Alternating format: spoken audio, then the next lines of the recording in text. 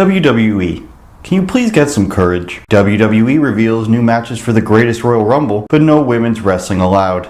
Yes, that was from last year, but guess who still isn't allowed at this year's WWE in Saudi Arabia event? Finally, here's something I can agree with feminists on. Yes, I know it's kind of fake, don't at me. WWE is going to Saudi Arabia for the third time, and of course that means no girls allowed. Oh no, women showing skin and performing acrobatics. If we allow this to be shown, our country will collapse. Several of WWE's top performers are boycotting the event, including Daniel Bryan and John Cena. And the entire women's roster. As if they had a choice, right? There is one woman allowed at the event, however, WWE announcer Renee Young. As long as she is completely covered and isn't participating. Some other wrestlers aren't going, and not because they're boycotting it, but because they're banned for the most stupid and ridiculous reasons you could ever think of. Fan favorite Sami Zayn can't go because he's committed the ultimate crime of having Syrian ancestry. His buddy and fellow wrestler and Canadian Kevin Owens is actually boycotting the event to protest Sami Zayn not being able to go. So good job on sticking up for your buddy. Up-and-coming wrestler Aleister Black can't go either. Why? Because his tattoos are considered offensive. Saudi Arabia is so fragile that they can't allow their people to see a person playing a character with all these tattoos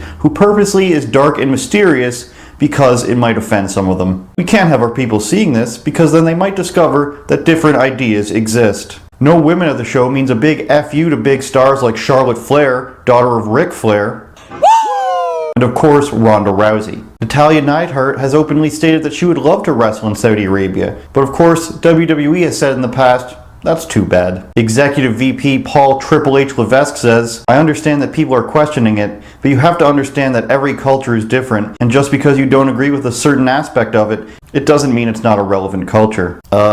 Yes it does. If you can't have women working or performing at the same venue as men because it offends your modesty culture, not relevant. He did in that same article, however, go on to say, while women are not competing at the event, we've had discussions about that and hope that in the next few years they will be. That sounds really good on paper, except for the fact he said that over a year ago, before the other event. Considering that the WWE is a company that had a huge campaign in favor of LGBT people, maybe don't perform in a country that considers those people walking death penalties and eliminates a third of your talent. Add in the fact that Saudi Arabia gets to see people like Goldberg and the world famous The Undertaker, while people from non-oppressive countries don't get to see them perform, is just another big slap in the face. WWE, grow some balls. Or I guess we can just wait till Saudi Arabia designs some appropriate outfits for your female wrestlers to wear, who would all then be required to have a man to accompany them to the ring, just like at the event.